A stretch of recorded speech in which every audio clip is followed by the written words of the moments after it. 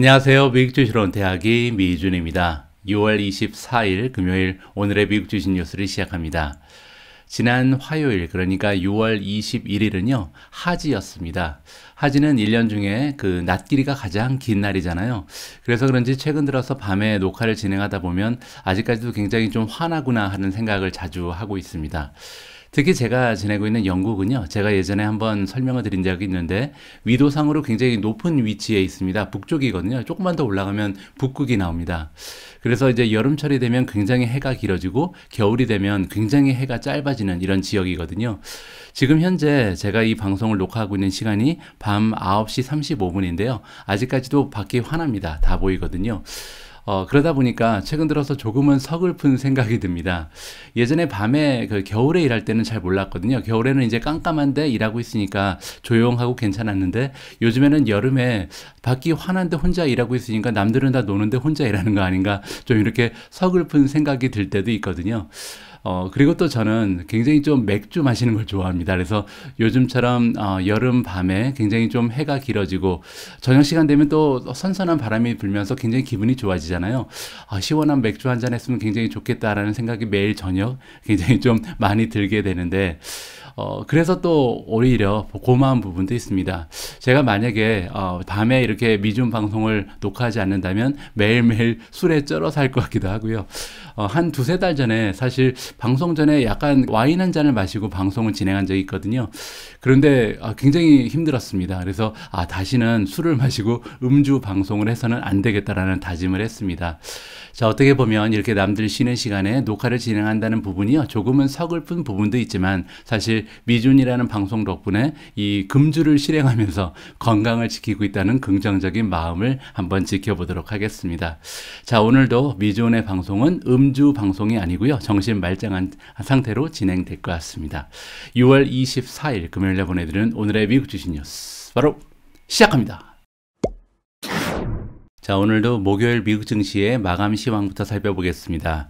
S&P 500이 0.95%, 1% 가까이 상승하면서 마무리가 됐고요. 다우존스가 0.64% 올라갔습니다. 나스닥이 굉장히 좋았습니다. 1.62% 플러스를 보여줬고요. 러셀 2000 플러스 1.27%입니다. 자, 퍼센티지로 보면 뭐 이렇게 뭐 폭등, 급등이라는 생각은 들지 않죠. 근데 한 가지 다행인 점은요. 중간에 빨간색이 보일 정도로 마이너스를 기록하다가 마지막에 치고 올라갔거든요. 따라서 시장 마감 직전에 굉장히 좋은 상승세를 보여준 것이 굉장히 추세가 좋았다. 이렇게 긍정적으로 생각을 해볼 수가 있습니다. 자, 개별 종목의 성적표를 보시면요. 어제 주가의 흐름이 가장 좋았던 종목은 유니티 소프트웨어 13.57%가 올라갔고요. 코인베이스 13.3%, 스노우플레이크가 12.37% 올라갔습니다. 퍼시픽 바이오 12.1%, 에디타스 11.6%, 오픈도어 11.6%, 인텔리아 테라피틱스가 11.46% 올라갔고요. 블록이 10.9%, 로블록스도 10.8%, 데이터독 10.4%, 투일리오 10.1% 이렇게 10% 이상 급등한 종목이 굉장히 많이 보이죠. 그 밖에도 뭐 9%, 8%, 7% 정도 올라간 종목은요. 굉장히 좀 많이 보이는 건강한 흐름이 보이는 하루였다. 이렇게 좀 기분 좋게 마무리를 해볼 수가 있을 것 같습니다. 자, 다음은요. 메가테크 종목들의 성적표인데요. 어제 메가테크 기업들 중에서 주가의 흐름이 가장 좋았던 종목은 아마존입니다. 3% 이상 급등을 했고요. 마이크로소프트 오래간만에 2.28% 상승을 보였습니다. 애플이 2.16%, 메타 플랫폼즈 1.86%, 넷플릭스 1.58%, 구글이 0.58% 올랐습니다. 반면에 두 종목이 마이너스를 보였는데요. 하나는 테슬라 0.4% 빠졌고요. 엔비디아 역시 0.83%라는 저조한 성적을 거뒀습니다. 자, 오늘은 한 주를 마무리하는 금요일이잖아요. 그래서 조금은 긍정적인 뉴스를 가지고 시작을 해보도록 하겠습니다. 자, JP 모간에서요. S&P 500의 전망치를 업데이트를 했습니다. 자, 그런데 굉장히 좀 놀라운 숫자가 발표가 됐거든요. 자, 어떤 이야기인지 한번 들어보시죠. 자, 스톡마켓이 미국의 증시가 2022년 들어서 굉장히 많은 손실을 내고 있잖아요. 그런데 이러한 손실을 다 지워버릴 것이다. 세컨 하프니까 하반기죠. 하반기에 지금까지 깎아먹은 것을 다 만회를 할 거라는 굉장히 좀 긍정적인 전망이 등장을 했습니다. 그 이유는 뭐냐면요. 인플레이션이 잠잠해질 가능성이 높고 또한 미국 경제가 리세션을 피할 것이다. 이렇게 지금 전망을 하고 있고요. 이러한 장밋빛 전망을 안겨주고 있는 전문가는 JP 모간의 최고의 전략가다라고 나와 있죠. JP 모간 최고 전략가 여러분들 짐작하실 텐데요. 미주원에서 여러 번 설명을 드린 마르코 코발로비치입니다. 자, 이분은요. 전 세계 최고의 전략가로 선정이 될 만큼 굉장히 좀 덕망이 있는 사람들이 많이 좀 존경하는 그런 전략가 중에 한 명이거든요. 어쨌든 이렇게 실력 있는 전문가가 긍정적인 전망을 내놨다는 것은 굉장히 좀 기분이 좋은 일이다. 이렇게 말씀드릴 수가 있을 것 같고요. 자, 이번에 노트에서 그러니까 클라이언트니까 JP 모간에 통해서 투자하는 이런 클라이언트들이 있는데 이분들한테 목요일 날 쪽지 메시지를 통해서 이러한 내용을 전달했다고 합니다. 자, 마르코 코발로비치와 그의 팀이 이번에 기대하기로는 S&P 500이요. 올해 말이 되면 4,800까지 반등에 성공하고 마무리가 될 거라는 전망을 내놓고 있습니다. 자, 그렇게 되면요. 지금 현재 주가에서도 한 27% 정도 추가적으로 올라갈 수 있다는 거거든요. 자, 그뿐만이 아니죠.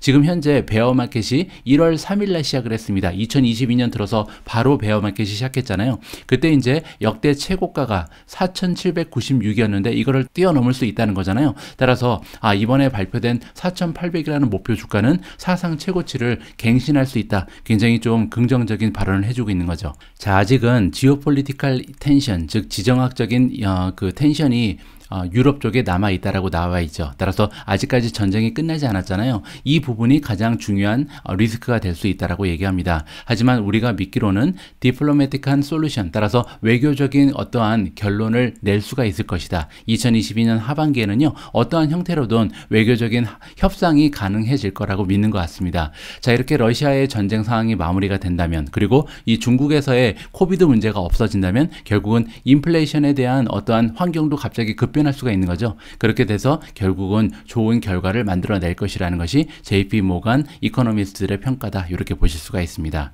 자, JP 모간의 그 경제 이코노미스트들은 지금 전망을 하기를 인플레이션이 완화될 것이다. 그래서 올해 말 정도가 되면요. 굉장히 큰 폭으로 뚝 떨어질 거라고 보는 것 같습니다. 자, 그렇게 되면 아무래도 미국이 리세션에 들어갈 확률도 굉장히 줄어들게 되겠죠. 또 뿐만 아니라 아무래도 어닝이 굉장히 축소할 거라고 사람들이 걱정을 하고 있는데 기업의 어닝 실적 역시도 많이 줄어들지 않아도 된다. 이렇게 우리가 긍정적으로 해석을 해볼 수가 있는 거죠. JP 모간은요. 굉장히 좀 불리시하다. 긍정적으로 보고 있다는 거죠. 에너지 섹터를 아직까지도 좋게 본다고 생각합니다. 자, 보시면요. Recently weakened. 최근 들어서 에너지 주식들도 많이 떨어졌습니다. 그러니까 전반적으로 이제 리세션에 대한 공포감이 확산이 되면서 마켓이 전반적으로 떨어지면서 최고의 모습을 보였던 에너지 주식까지도 약간의 조정을 받는 모습을 보였죠. 하지만 지금부터는 오히려 좋아질 수도 있다라고 얘기하는 거고요. 그뿐만 아니라 어떤 주식을 지금 제안하고 있냐면 오히려 시크리칼, 그러니까 순환주를 이제부터는 줍줍을 해야 된다라는 좀 어떻게 보면 다른 전문가들과는 반대되는 의견을 제시하고 있습니다.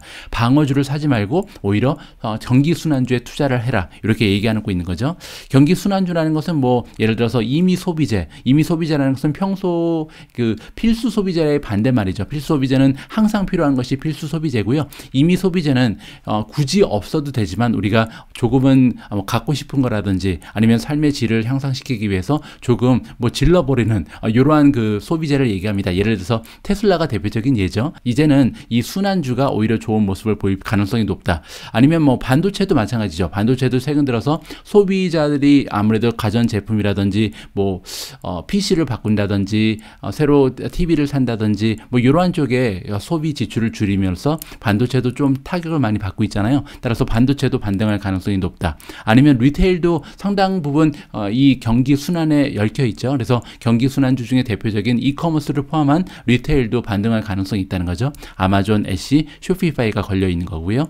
자, 마지막으로 광고를 주수입으로 하는 그 기업들 역시도 경기 순환주라고 보는 것이 맞습니다. 예를 들어서 구글이라든지 메타 플랫폼즈, 더 트레이드 데스크 뭐 이런 종목들이요. 이제 광고로 대부분의 매출을 만들어내는데 광고 같은 경우는요. 아무래도 많은 기업에서 경기가 좀 둔화되는 현상이 나타나게 되면 비용 절감을 위해서 가장 먼저 비용을 줄이는 것이 바로 마케팅, 광고 비용이거든요. 그런 면에서 지금 현재 JP 모간대 그 전망대로 하반기에 경기가 만약에 좋아지는 급등할 수 있는 그런 가능성이 있다면 이런 종목들에 투자하는 것이 좋다. 이렇게 지금 설명이 되는 거죠. 자, 만약에 이 지금 현재 시장의 참여자들은 다 미국의 리세션이 온다라고 생각을 하고 있죠. 근데 만약에 리세션에 가지 않거나 리세션의 근처에 갔더라도 뭐 생각하는 것보다 조금 뭐 잠깐 담궜다가 나온다, 뭐 이런 식으로 끝나버리면 되면요, 많은 투자자들이 아마 굉장히 좀 낭패를 보게 될 것이다, 이렇게 얘기합니다. 그 얘기는 뭐냐면, 많은 사람들이 아까 우리가 얘기한 것처럼 방어주를 지금 많이 가지고 있고, 어떻게 보면 좀 테크 주식을 떠나 있고 성장 주식을 다 팔아버렸고 뭐 이런 식으로 좀 대처를 하고 있잖아요. 따라서 만약에 리세션에 가지 않게 되면 방향성을 완전히 틀어버린 그런 투자자들은 낭패를 볼 가능성도 높다, 이렇게 지금 얘기해주고 있는 거죠. 자, 콜라노비치 같은 경우는 뭐라고 지금 예측을 하고 있냐면요, 코어 PCE 인플레이션을 측정하는 지수가 여러 가지가 있죠. 우리는 보통 CPI라든지 PPI를 많이 보는데, PCE 같은 경우는요, 연준에서 가장 많이 참고를 하는 그런 지수라고 보시면 됩니다. Personal Consumption Expenditure의 약자고요. 이 지수가 지금 그 4월 달에 5.2%를 찍고요, 5월 달에는 4.9%를 찍은 적이 있습니다. 이제 보통 그 월 말에 발표를 하거든요. 근데 만약에 이제 이 수치가 계속해서 떨어지게 되면, 지금 그 콜라노비치는 뭐라고 생각하냐면, 애뉴얼 레이스로 봤을 때 하반기에 되면 2.9%까지 이 인플레이션 지수가 떨어질 수 있다고 보는 거거든요. 그만큼 이제 인플레이션이 잠잠해질 것이다라고 지금 예측을 하고 있는 거죠. 자, 그렇게 되면 연준의 입장에서는 이게 2.9%까지 떨어졌으니까 이제는 좀 극단적으로 매파적인 그런 정책을 펼 필요가 없어지게 되는 거죠. 자, 그러면서 주식시장이 반등을 시작할 것이다, 이렇게 논리가 성립되는 것 같습니다. 자, 그리고 이렇게 굉장히 긍정적으로 생각하고 있음에도 불구하고 콜라노비치 같은 경우는요, 또한 이런 얘기도 해줬다고 합니다. 리스크는 계속해서 있다. 그러니까 계속해서 성장이 둔화될 리스크도 있고, 그리고 인플레이션이 계속해서 가속할 될 가능성도 우리가 완전히 떨칠 수는 없다는 거죠. 이 부분도 감안을 해야 된다라고 얘기하고 있고요.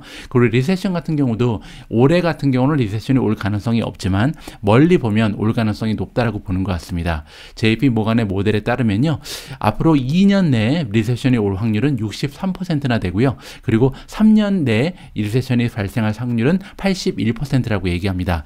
따라서 이번에 콜라노비치가 얘기하는 것은 뭐냐면, 리세션이 당장 오지는 않을 것이다. 앞으로 한 1년 정도는 괜찮은데 그때 주가가 많이 오른다는 거죠. 그리고 한 2년, 3년 후에는 리세션이 찾아올 가능성이 높다. 이렇게 이번 기사를 정리하면 될 것 같습니다.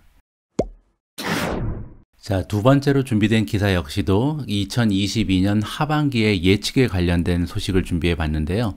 자, 이번 기사는 역사적인 사실을 한번 지켜보는 겁니다. 자, 올해처럼 전반기에 너무나 좋지 않은 모습을 보였던 미국 증시는 하반기에 과연 어땠는가, 여기를 지금 우리가 이번 기사를 통해서 살펴볼 수가 있거든요. 자, first half, 그러니까 1월부터 6월까지를 얘기하죠. 올해 전반기 같은 경우는요, 이 레코드에 있어서 거의 최악의 해였다. 그러니까 지난 100년간요, 이렇게까지 어려웠던 장세가 거의 없었습니다. 한 두 번째로 굉장히 좋지 않은 그런 장세가 보였던 것이 2022년이다. 이렇게 우리가 볼 수가 있거든요. 자, 그리고 S&P 500이 지금 밸류의 한 5분의 1 정도가 없어졌다. 5분의 1이 20%잖아요. 따라서 올해 같은 경우 20% 이상 S&P가 폭락을 하면서 정말 역사적으로 가장 어려웠던 상반기를 보냈다. 이렇게 우리가 생각을 해볼 수가 있습니다. 하지만 이러한 그 매도의 분위기는요, 아마 조금 둔화될 것이다. 2분기에 그러니까 그 하반기에 들어서는 없어질 거다. 이렇게 지금 얘기를 하는 거죠. 그 이유가 뭐냐면, 역사를 바라보니까 그런 일이 생겼었다. 이렇게 우리가 생각을 해볼 수가 있습니다. 자, 이러한 소식을 전해주고 있는 기관은 네드 데이비스 리서치고요. 네드 데이비스 리서치가 비슷한 형태의 그 굉장히 좀 어려웠던 연초가 있었던 그런 연도를 정리를 했다라고 합니다. 그래서 이런 그 연도를 쭉 봤더니 전형적으로 보통 그 하반기에는 릴리프 바운스가 있었다. 그러니까 주가가 이제 반등을 했다는 거죠. 자, 그리고 결국은 다시 떨어진 적도 많이 있었지만, 어쨌든 중요한 것은 전반기에 이렇게 많이 떨어지면 보통 하반기에는 주가가 반등을 하더라. 이렇게 우리가 살펴볼 수가 있는 겁니다. 자, 여기 이제 차트가 나와 있는데요. 1932년부터 지금까지 주가가 가장 많이 떨어졌던 해를 보여주고 있습니다. 자, 6월까지 떨어진 그 수치를 보면 1932년이 무려 36.9%가 떨어진 적이 있습니다. 6개월 만에. 자, 그리고 1940년이 20.1%, 1962년 22%, 1970년이 17.3%고요.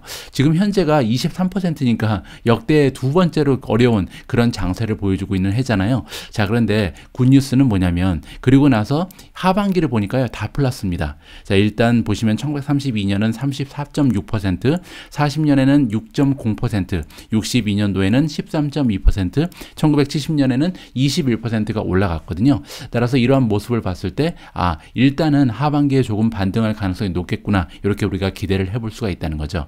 자, 여기 보시는 것처럼 지난 과거 4년 동안 비슷한 형태를 보여줬던 그런 연수를 보니까 하반기에는 다 주식이 올라갔더라. 자, 4번의 경우에서 일단 2번의 경우는요, 아예 그냥 이 베어마켓이 끝나버렸습니다. 그래서 어느 정도 베어마켓이 끝날 가능성까지도 우리가 기대를 해볼 수가 있다. 그리고 나머지 2번은요, 베어마켓이 끝난 것은 아니고 그냥 이 베어마켓 바운스를 했었다, 랠리를 했었다, 이렇게 우리가 볼 수가 있겠죠. 어쨌든 중요한 것은 올라갈 가능성이 있다라고 지금 역사는 이야기해주고 있습니다.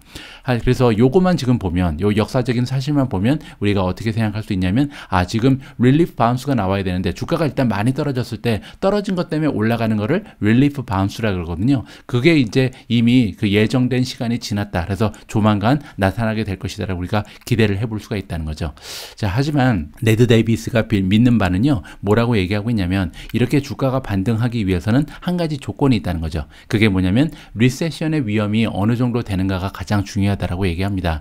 만약에 2분기 하반기가 됐는데, 하반기가 됐을 때 미국 경제가 정말 리세션으로 가는구나, 이런 분위기가 확산된다면 반등이 일어나지 못하겠죠. 따라서 일단 하반기에 반등이 일어나기 위해서는, 이 반등이 과연 장기적으로 갈전지 아니면 장기적으로 가지 못하고 반짝하는 건지는 중요한 게 아니고요. 지금 현재로서는 중요한 것은 반등이 일어나기 위해서는 일단 리세션이 나타나지 말아야 된다, 이렇게 얘기하는 거죠. 그래서 결국 우리가 이제 묻고 싶은 질문에 대한 대답은 연준이 알고 있다라고 얘기합니다. 그래서 우리가 계속해서 경제의 데이터를 살펴봐야 되고, 만약에 이 경제가, 미국의 경제가 리세션으로 다가가는 모습이 보이면 하반기에도 반등을 기대하기는 좀 어렵고요. 만약에 리세션을 피하는 느낌이 강하게 나타나게 되면 그때는 우리가 좀 반등을 기대해 볼 수가 있다. 그리고 나서 이제 리세션이 안 나오고 인플레이션이 계속 떨어지고 또 실적이 계속해서 향상하는 모습을 보이면 영원히 또 상승세를 보일 수도 있는 거고, 그 미래는 사실 지금 예측하기는 너무나 어렵다, 이렇게 우리가 생각을 해야겠죠.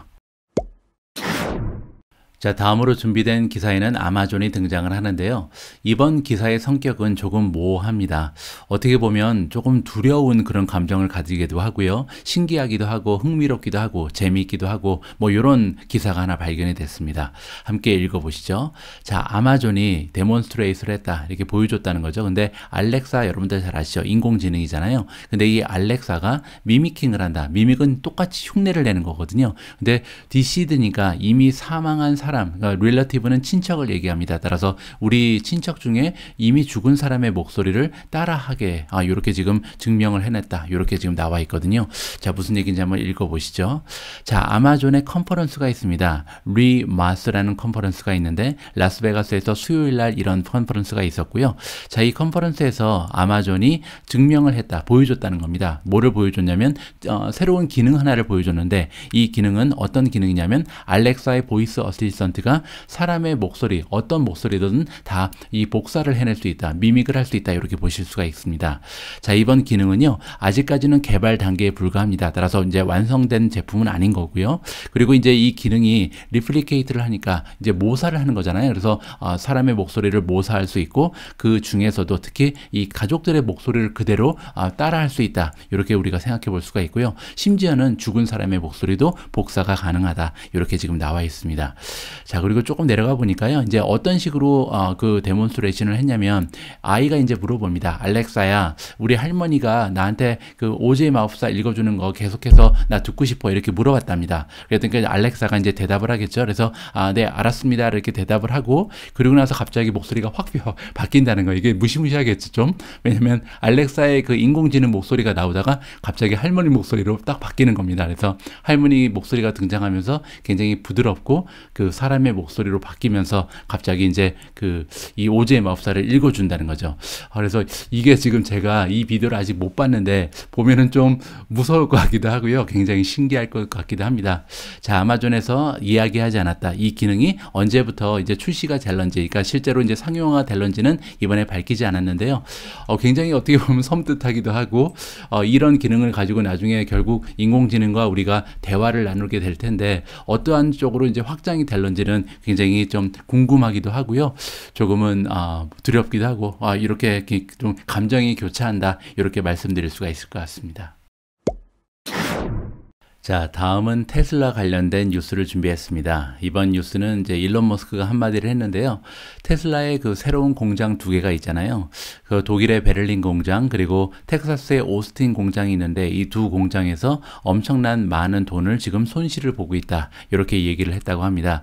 가뜩이나 이제 테슬라가 그 중국 공장이 오랫동안 닫혀 있어서 많은 투자자들이 좀 두려움을 느끼고 있는 상황에서 좋지 않은 발언이 또 나왔다, 이렇게 우리가 생각해 볼 수가 있겠죠. 자, 테슬라의 CEO 일론 머스크가 인터뷰에서 얘기하기를요. 자, 이 테슬라가 가지고 있는 베를린 공장, 그리고 오스틴 공장은 지금 굉장히 커다란 자이언틱 머니 퓨네이스라고 얘기했습니다. 퓨네이스는 뭐냐면요, 이 용광로를 얘기하거든요. 따라서 이 돈을 완전히 잡아먹는, 돈을 태우고 있는 그런 용광로다, 이렇게 보시면 될 것 같아요. 자, 그래서 엄청나게 돈을 많이 태우고 있는 것이 지금 베를린 공장, 오스틴 공장이다라고 좀 비유를 해서 이야기를 해주고 있습니다. 자, 새로운 공장이 지금 텍사스, 베를린, 그렇게 두 개가 새롭게 들어섰는데 아직까지는 빌리언즈 오브 달러, 그러니까 수백억 달러를 계속 쏟아붓고 있다는 거죠. 그래서 너무나 많은 비용이 지금 새롭게 들어가고 있고, 거기에 아웃풋은 아직 나오고 있지 않다. 따라서 생산은 아직 부진한데, 나오지 않고 있는데 계속 비용만 들어간다, 이렇게 생각할 수 있는 거죠. 자, 그리고 또 한 가지의 뉴스가 있는데요. 테슬라가 그 계획을 가지고 있었던 것 같습니다. 어떤 계획이냐면요, 이 프로덕션을 높이기 위해서, 그러니까 상하이 공장에서, 중국 공장에서 이제 하루에 22,000대까지 생산의 대수를 올리기 위해서 업그레이드를 할 예정이었나 봅니다. 이 작업이 한 2주 정도 걸린다고 합니다. 근데 2주 동안 이 공장을 닫아야 되거든요. 그래서 원래는 5월 달까지는 이 과정을 다 마칠 계획이 있었는데, 여러분들 잘 알고 계신 것처럼 상하이 공장이 거의 2달 가까이 문을 닫았잖아요. 그래서 그것 때문에 이번에 연기가 됐다라고 하죠. 따라서 연기된 것을 이제 7월 초에 2주 동안 문을 닫아버린다, 이렇게 다시 계획이 발표가 됐습니다. 그렇게 되면요, 7월 달에 실적도 아무래도 타격을 받을 수밖에 없겠죠. 자, 지금 2분기에 아무래도 중국 쪽의 상하이 공장이 뭐 한 달, 2달 정도 문을 닫았기 때문에 굉장히 생산 대수가 많이 줄어들고 판매 대수도 줄어든 상황에서 3분기에 대한 기대가 굉장히 컸죠. 자, 그런데 안타깝게도 3분기의 첫 번째 2주 동안은 이 상하이 공장을 문을 닫아야 된다는 소식이 발표되면서 아무래도 투자자들이 좀 실망감을 느낄 수밖에 없었다, 이렇게 정리를 해봐도 될 것 같습니다. 자, 이번에 2주간의 업그레이드 작업이 끝나게 되면요, 상하이 공장에서는 총 22,000대를 매주 만들 수 있게 되고요. 자, 일주일에 그 모델 3는 8,000대, 그리고 모델 Y는 14,000대를 만들어낼 수 있는 그런 수용력이 생기게 된다, 이렇게 발표가 됩니다. 자, 그래서 이번 기사 두 개 모두요, 어떻게 보면 조금 테슬라 주가에는 악영향을 끼칠 수밖에 없는 그런 이야기가 발표가 되는 거죠. 특히 2분기 실적이 7월 달에 발표가 됐는데 굉장히 좀 어둡습니다. 제가 예전에 방송 하나를 만들어서 전해드린 것처럼 가상화폐, 그 비트코인에 투자를 해서 손실액이 굉장히 컸잖아요. 그것만 해도 이미 순이익이 한 적어도 500 밀리언 정도가 지금 좀 적게 나올 것이다, 이렇게 우리가 기대해 볼 수가 있는데, 거기에다가 테슬라의 그 상하이 공장이 한 달 반 정도 문을 닫았죠. 자, 그뿐만이 아니라 여기 나와 있는 것처럼 지금 현재 비용이 굉장히 많이 늘었다. 텍사스 공장, 그리고 베를린 공장에 우리가 성금을 태우고 있다, 이러한 소식까지 전해졌기 때문에 아무래도 2분기의 실적은요, 크게 우리가 기대하기는 좀 어렵지 않을까 개인적으로 판단을 하고 있습니다. 자, 오늘 마지막으로 준비된 기사에는 워렌 버핏 옹이 등장을 합니다. 우리가 보통 워렌 버핏 그러면 가치 투자의 1인자로 생각을 하고 있잖아요. 자, 그런데 최근에 그의 행보를 보면 가치 투자자일 뿐만 아니라 매크로에도 상당히 많은 신경을 쓰고 매크로 경제를 잘 반영해서 투자를 진행하는 것을 지켜볼 수가 있습니다. 자, 무슨 얘기인지 한번 살펴보시죠. 자, 워렌 버핏이 더 샀다라고 나와 있습니다. 더 했는데요. 뭘 더 했냐면 그가 지금 베팅을 에너지 주식에 하고 있는데, 이 에너지 주식에 대한 베팅을 늘렸다라고 나와 있죠. 최근에 그랬고요. 자, 9밀리언이니까 900만 주를 더 샀는데 어떤 주식을 더 사냐면요. 옥시덴탈 페트롤리엄을 더 샀다라고 나와 있습니다. 미국의 굉장히 규모가 큰 석유 관련된 회사잖아요. 자, 이번에 시큐리티 파일링을 수요일 날 밤에 발표를 했는데 버핏이 일하고 있는 그 버크셔 해스웨이에서요. 무려 955만 주의 그 쉐어를 더 샀다. 옥시덴탈의 주식을 더 매수했다라고 나와 있습니다. 자, 그리고 이거를 금액으로 환산했더니요. 5억 2,900만 달러 정도가 됐기 때문에 굉장히 커다란 금액이죠. 그리고 지난 한 주 동안 이렇게 많이 샀다라고 나와 있죠. 자, 이렇게 추가적으로 955만 주를 더 사면서 버크셔 해스웨이는요. 이제 옥시덴탈의 주식을 무려 1억 5,200만 주를 가지고 있다라고 합니다. 굉장한 물량이죠. 자, 그리고 이제 그 버크셔 해스웨이의 포트폴리오에서 무려 7번째로 포지션이 높은 그런 종목으로 자리를 잡고 있다. 이미 1분기가 끝난 상황에서도 그랬다고 여기 나와 있고요.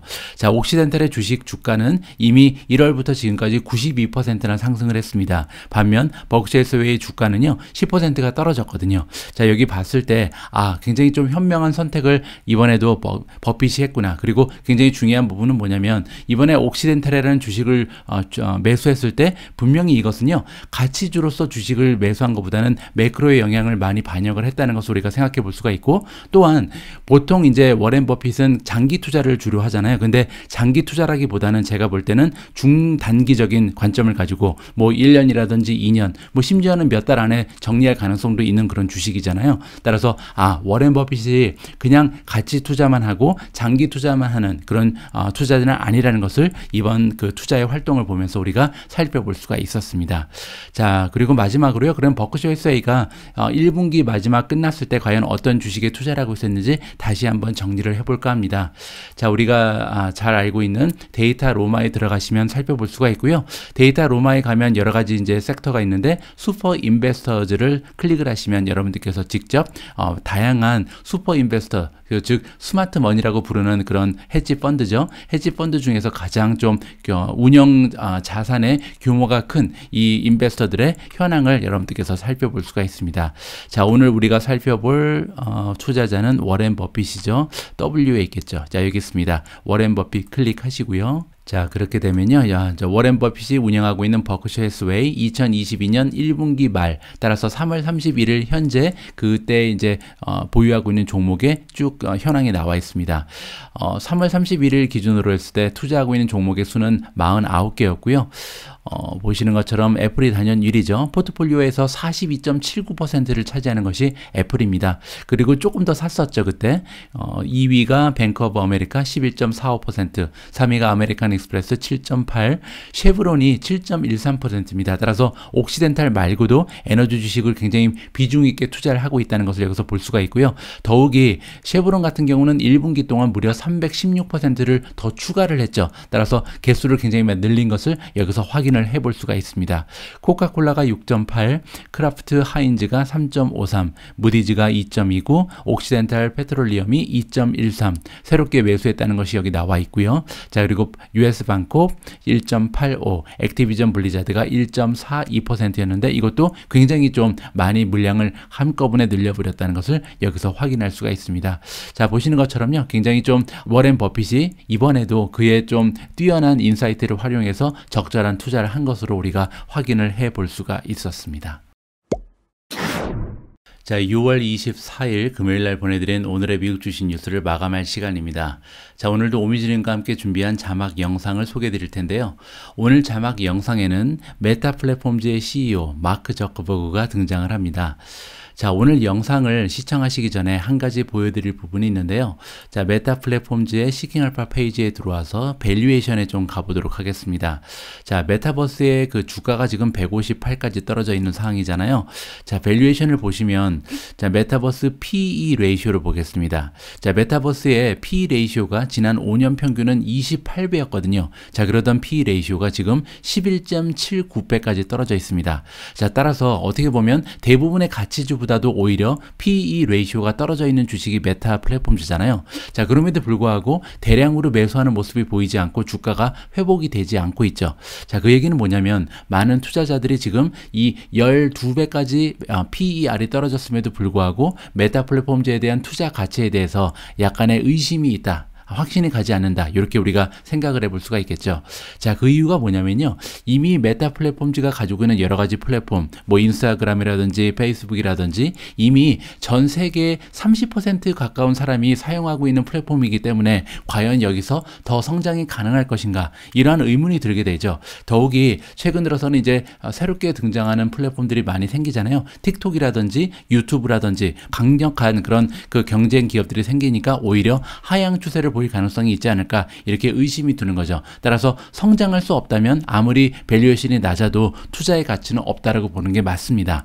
따라서 지금 이렇게 떨어진 그 밸류에이션을 보면서 메타 플랫폼즈의 주식을 사는 사람들의 마음에는요, 한 가지의 단어가 있는 거죠. 그게 뭐냐면 바로 메타버스입니다.